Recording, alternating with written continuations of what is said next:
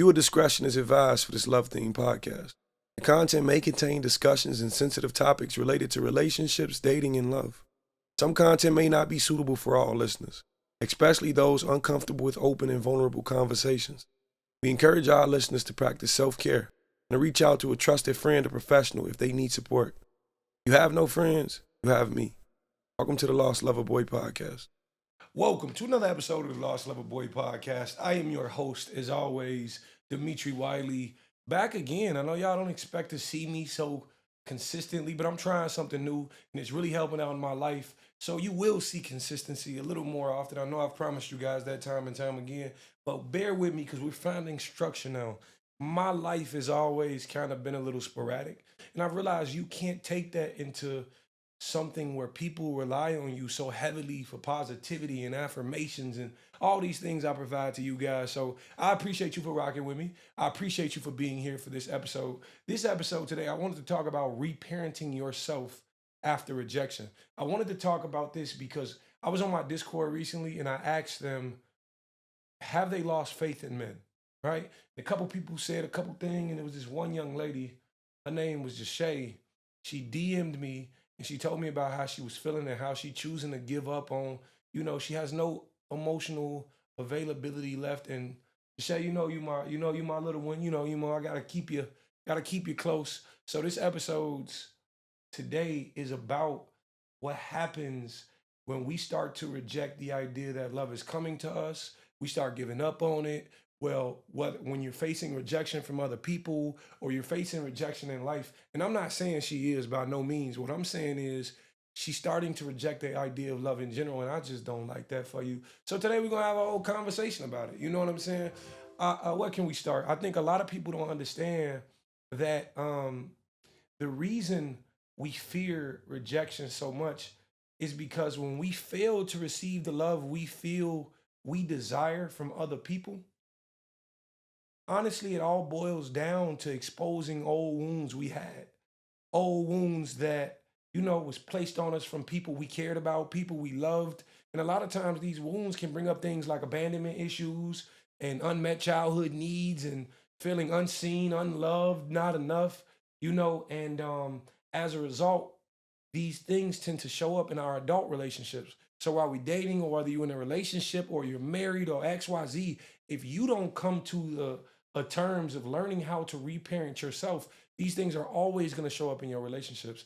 And I want to make this very clear again before I dive heavily into this topic. This is not about this young lady, but I came up with this episode in attempts to help this young lady because I really care about her and I really don't want her giving up on love. So if you're watching this girl, know I got love for you. You know what I'm saying? And I would never want to see you give up on something I believe in so wholeheartedly.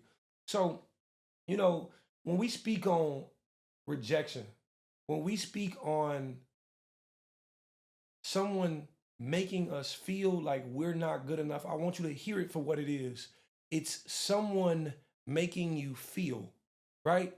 And a lot of times when we're talking about those childhood wounds, we're actually searching for people to heal those childhood wounds. Like the reason we all want to be loved because there's a part of us that doesn't really love ourselves completely. The reason we want to be loved and cared for is because there's a part of ourselves that we want validation from other people for. I don't listen, it may be truly hard to believe, but I could love myself all the way around the board, but there's a romantic love that I can't provide myself. I need that filled by somebody else.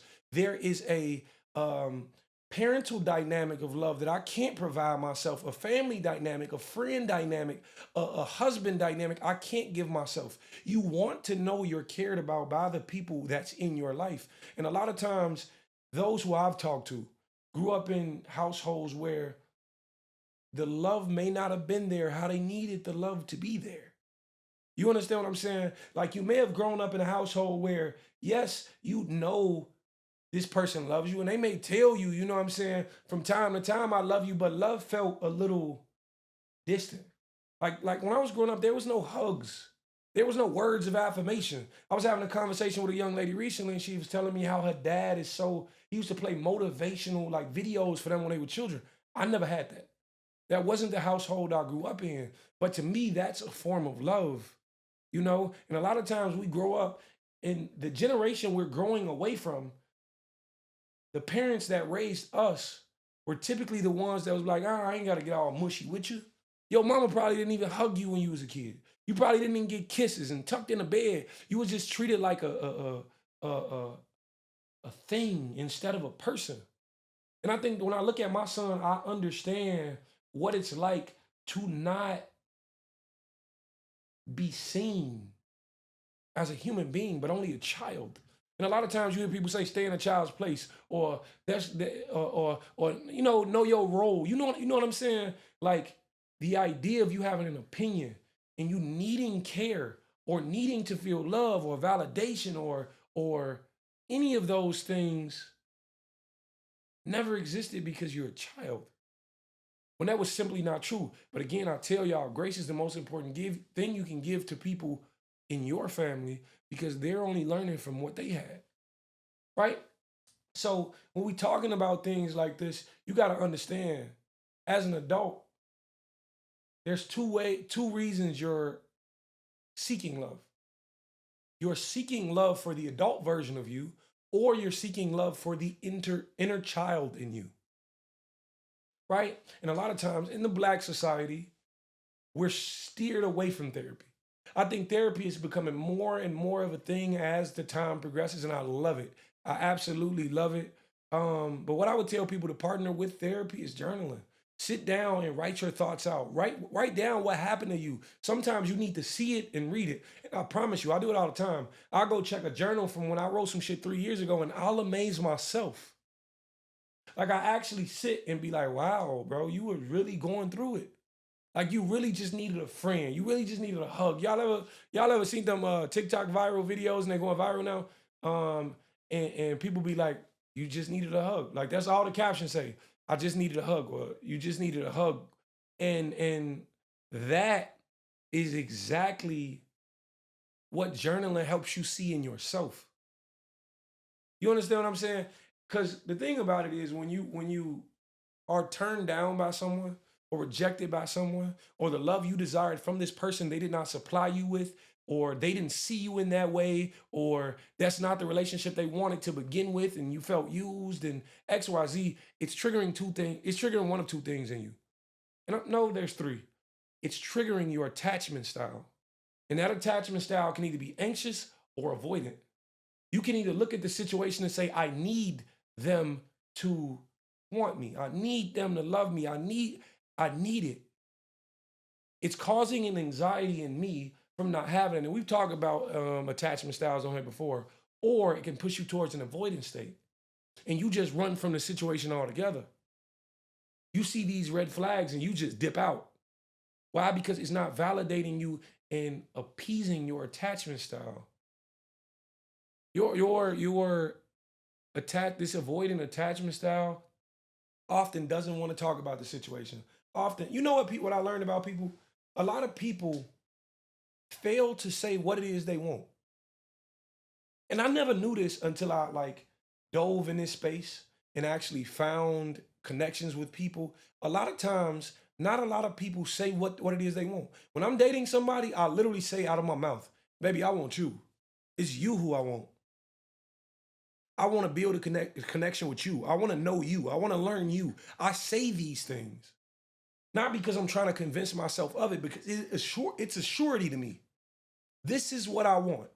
Let me tell you something. If you're dating someone and you stand on that idea of this is what I want, they cannot pass. That is now creating a healthy boundary in which you will not allow them to pass. But you know, a lot of times, what we need, what we say we need, and where we place our boundaries, a lot of times we let slip what we want fall on the other side. A lot of times what we want slips and fall on the other side of our boundaries. You need him to give you time, energy, attention, and effort. But you wanted some dick. You get what I'm saying? And you just so happen to let that slip. You know what I'm saying? Like you put your wants over your needs. You let that cross your boundary.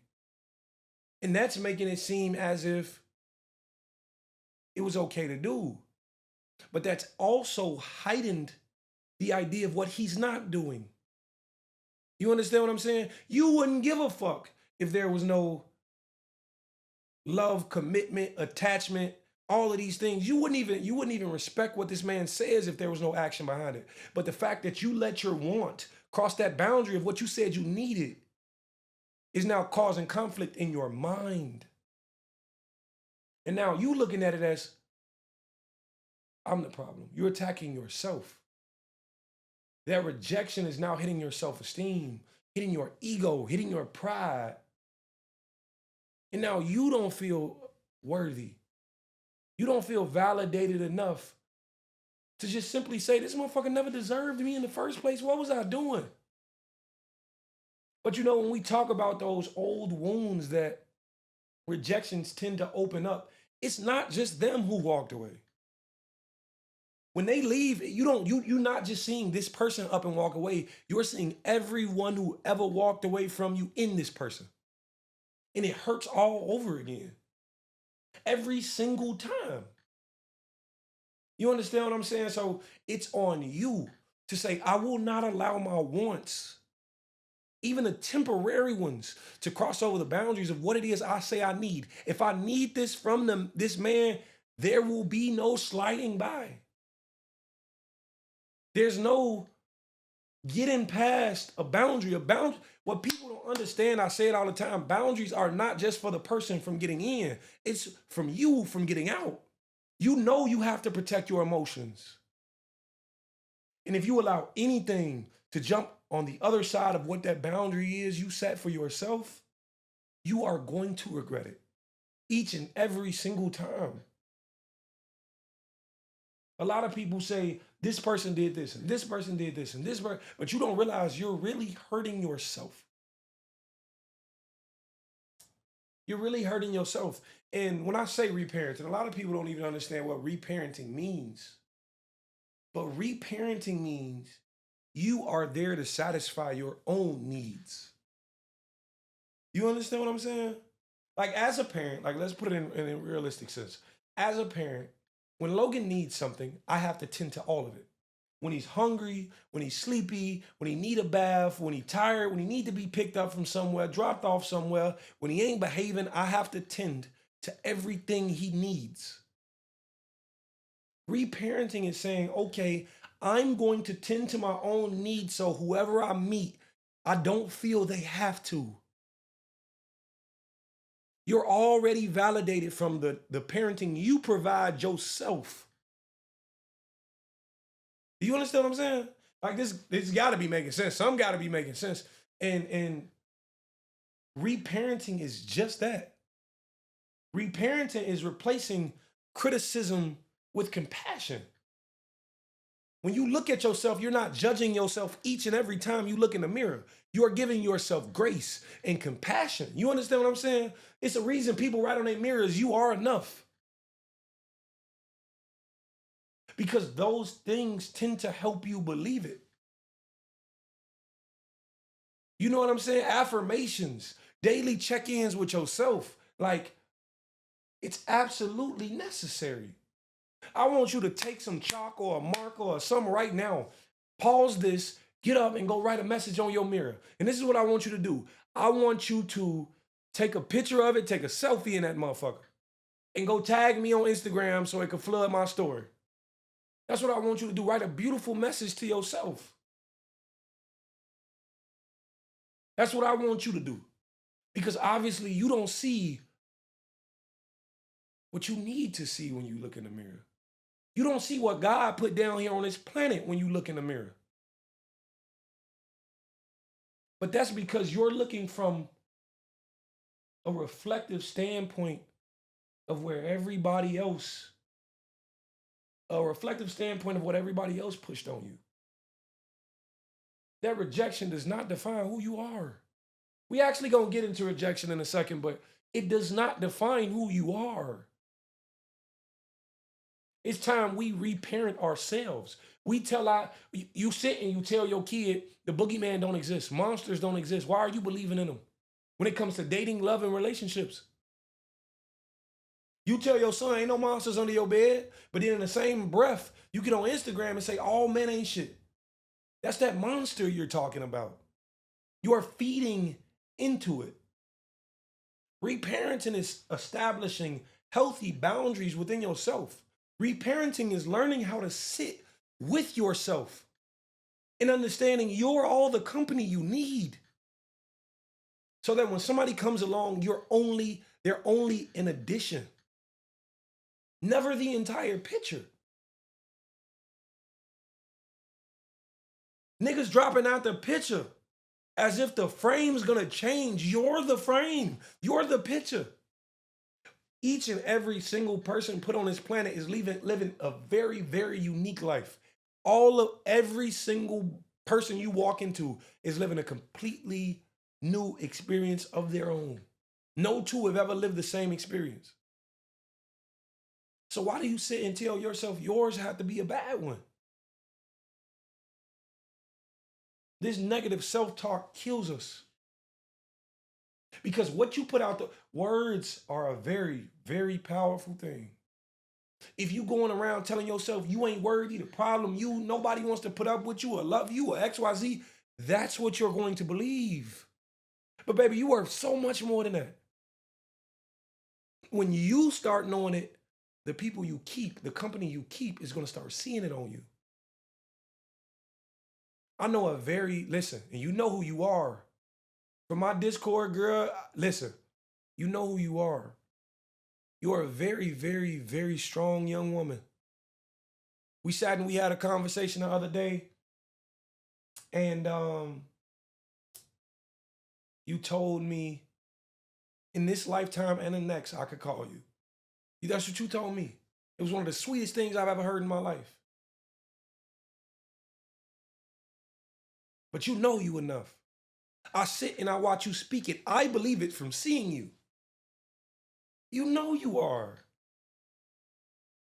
And I know I get into all these conversations we be having on Discord. I'm sorry, I just love my Discord. I love each and every person that shows up on I have a connection with these people, and it refreshes my soul. But you know who you are. And I know some days we have our down days where we can't look in the mirror and see the version of ourselves we want to see. But baby, you are that version every day. Every day. I'm not just speaking this shit because I want to. I'm telling you, throughout my healing journey, it wasn't until I believed I was worthy of all these good things that more good things started to happen to me. And you know, the idea of good things coming to us and healing and deserving is something Black men, not even just Black men need to learn in general. We facing all these stigmas of having to provide. There's not enough time to self-reflect and be your bandage for your own wounds. I got to be war ready. There's not enough time for me to sit and cry for a little bit. I don't have that time. I'm not provided that luxury, but yes, you are, brother. You know how many days I sat with myself? How many nights I spent crying because I didn't believe I was worthy? Until you believe it, God is holding those blessings for you. You understand what I'm saying? And I'm gonna say this. Everybody tends to believe they're waiting on the one, that someone. Yes, I can't wait till I meet you, Miss Wiley. I say it all the time, right? I've been dating and I don't know if, I know you, I don't. I can't say. Yes, I've been waiting on you. But the thing about it is, the whole time, my healing journey showed me that I wasn't waiting on you. I was waiting for me. I was waiting on me to believe I am worthy of you. And I do. I get it now. I understand that I always was. I've always been this man right here. Always. But it was on me to see it and believe it. Not anybody else to tell me to see it and believe it. You're not waiting on the one. You're waiting for you. You're waiting on you to know you worthy. You're waiting on you to feel like you deserve these things. And let me tell you something. Rejection is a funny thing, man. Let me help you out with the idea of rejection. It's a story. Hold on, I want to give you a story. And this story helped me tremendously. Um, it's called, excuse me, man. I'm kind of passionate this episode because my people's hurting. I got you, girl. Listen to this. It's called A Chinese Farmer Story. And I don't know if anybody's ever heard this, but I'm gonna read it to you. It says, once upon a time, there was an old Chinese farmer who had a horse. One day, the horse ran away. All the neighbors came by to say, what bad luck. The farmer simply said, maybe. The next day, the horse returned, bringing with it 3 wild horses. Now the neighbor came by. Now the neighbors came by and said, wow, what good luck. The farmer said again, maybe. The following day, the farmer's son tried to ride one of the wild horses, but he was thrown off and broke his leg. The neighbors came by once more and said, oh no, what bad luck. The farmer said, maybe. A week later, the army came to the village to draft the young man for war. When they saw the farmer's son had a broken leg, they let him stay behind. The neighbors all said, what great luck. The farmer said, maybe. I want you to understand something, man. This story is a story I heard in the midst of my healing journey. My first time hearing this was in the midst of my healing journey. And let me tell you why it was so incredible to me. Nothing you go through in life is inherently bad or good. Only time will tell. Only time can tell you if that man not acting right with you that time is a good thing or a bad thing. It literally can be saving you for your husband. Yeah, this person cheated. Okay, they cheated. All right, cool. That just means there's something else for me out there. Man, I was on a Discord call earlier today and I was telling them it's amazing how much I've watched God pan his whole story out. That when I was in the midst of hurting, I never contributed to the bigger picture. I never said this is shaping me to help thousands of people. I never thought that. Who would? Like, let's be realistic. Who would have thought that? But maybe. You understand what I'm saying? And nothing, no rejection in the world, no amount of love that you aren't given, everything happens for a reason. You might be 5 more no's away from your husband. You might be 5 more Mr. Wrongs away from your husband, 2 more wrongs away from your Mr. Husband. Yo, Mr. Husband, yo, Mr. Right may be next. You could be 5 no's, 5 rejections, 5 Mr. Wrongs from your Mr. Right. You never know. But it's not that you get out there and try to date. I know it seems like right now, all men ain't shit. I get it. I get the narrative. I hear the stories. I know what it seems like. But the thing about it is, your husband is. You just waiting to bump into him. That's the beauty of it. When relationships fail for me, I don't look and say, damn, man, it'll never happen. I say it just ain't in God's plan for me right now. God got something else. Excuse me, you could be running late from work. You could be running late for work. And I think this is called the burnt toast theory, right? It's the idea that when you do something as simple as burning toast, you got to now remake it, which takes time. And let's just say that has you late for work. It could be an accident God wanted you to avoid that day. You understand what I'm saying? You could have overslept. It could have saved your life. Do you understand what I'm saying? Everything happens for a reason. And just because this is not yours does not mean you don't have something special waiting on you. Patience. And this is why reparenting ourselves is so important. If I told you to go out and seek the nose, how would you feel about that? If I told you, go out there and flirt with 10 people, your mind is going to say, I fear them turning me down. I feel you. I get it. I understand the fear. Right? But if God told you, you are only 10 no's away from getting married, from meeting the man of your dreams, your husband, you have no problem doing it then. You have no problem hitting them streets then with your fast ass. It's all about how you perceive it in your mind. If I told you go out and seek 5 no's a day, do you know what that's doing? And I want you to seek, like, it ain't even got to be relationship no's or rejection no's. Just go out and ask the next time you shopping, right? No's you are guaranteed to receive. When the next time you shopping, you at a grocery store, it don't even matter. Ask they ask, y'all got any discounts going on right now? She'd be like, not at the moment. Great. That's a no.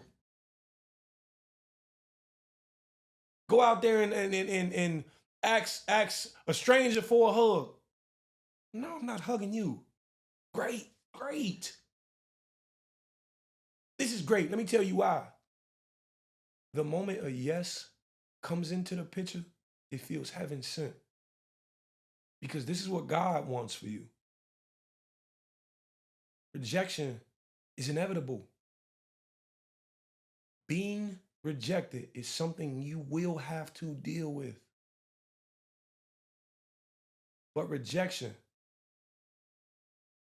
should never be part of your self-worth. Rejection is simply situational. There's something that's keeping you from receiving this in. You got to be grateful for whatever that is. That nigga you liked, that nigga you so desperately wanted to talk to, that nigga had the shits. You know what I'm saying? I ain't gonna say it. I'm a Christian. I can't talk like that. He can have some shits. You know what I'm saying? And all I'm saying is, every no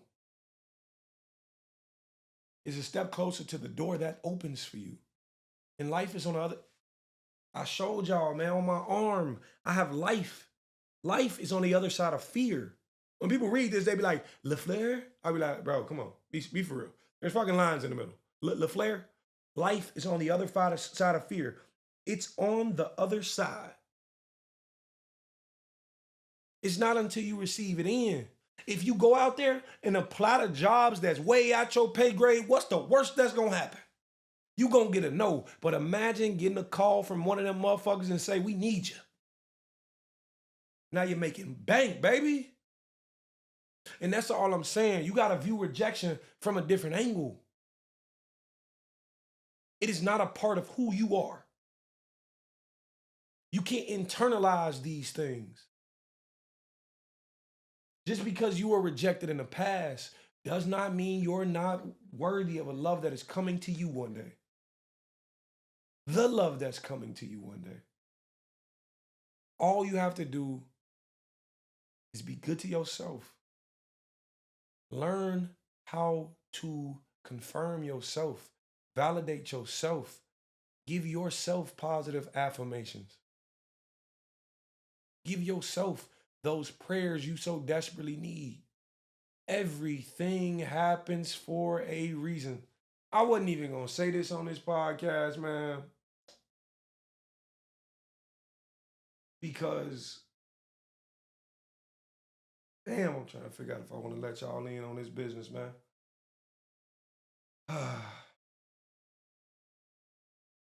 I love y'all, so I'm gonna let y'all in. I was playing with my nephew, and his name is Caden, and y'all know I love my nephew. And sometimes, we rough house, and I beat him up. You know what I'm saying? Like, that's our relationship. We got the most uncle-nephew relationship in the world. He looks at me, And the moment he sees me, he be like, you a sucker. And I'll be like, you a sucker, bro. And I pick him up, and every time I do something fun with Logan, I do something with Caden. I don't know if y'all seen um, the Mario vlog we did when we went to Mario World. Yes, that's my boy Caden. I love him to death. He was the Michael Jackson in my Be Mine video. He's a crazy, super big fan of Michael Jackson. But we got one of the best relationships I have with anybody in my family. I love it. But a lot of times Logan want in on that fighting and playing and wrestling little dynamic, right? So I was at my mother's house and I'm playing with Caden and we fighting and wrestling noises and all of that, slamming him on the couch, boom. I've always been a little rougher with Caden because Caden's older and Caden weighs a little more than my son. You know what I'm saying? I know it don't make a difference, but hey, that's my dog. Um, Caden grabs a little straw, right? A little like cocktail straw. And he tries to poke me with the straw. I take the straw, give me that. Now I gotta chase you with the same straw you tried to get me with. You understand what I'm saying? So he running and he running and he running. And we laughing and we playing and blah, blah, blah. Poking him in the belly, boom, boom. It's just fun. It was a good time. So I stop, I go talk to my older brother on the back porch, and we having a conversation, and Logan runs out there and he says, Daddy, Daddy. He was like, Caden in there still talking smack. Go get him again, right? I walk off, but I hear Logan laughing. So I stop and I'm peeking out the door. He don't even see me. He says, Uncle Tori, this is what he says to my brother. He says, Uncle Tori, Caden did not even talking smack. I gave Caden another straw so he could get my daddy. I also got a straw and I'm finna go help him get my daddy. And I bust out like, what you say? And then he screamed, ah! And then he take off running and now we all playing XYZ. And I get Caden, I catch him on the couch, breathe to the belly, But whatever the case is, we having fun, man. The straw's bending, all of this shit like that. Nothing serious, I guarantee it. But in the midst of playing, Logan tries to run around the couch, and I'm going after Logan. I get close enough to Logan, but he falls, and he lands on his like little custom lamp that my mother made, like a little DIY lamp. She made it out of a tree branch and like a lampshade, and it's real fire, like my mama raw.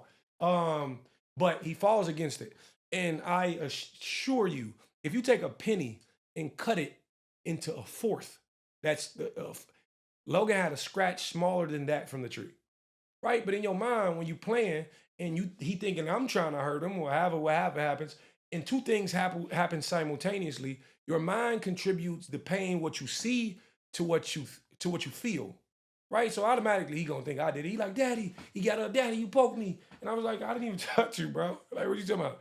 So he didn't cry. It wasn't nothing. We kept playing, running around, XYZ, blah, blah, blah. Just having a good old time. And this was maybe 4 days. I drop him off at school. The weekend passed. I drop him off at school. I drop Logan off at school. After school, Logan mother picks him up and she calls me. And she like, the teacher came to her very, very concerned because in the middle of coloring, Logan is telling everybody, Daddy stabbed him.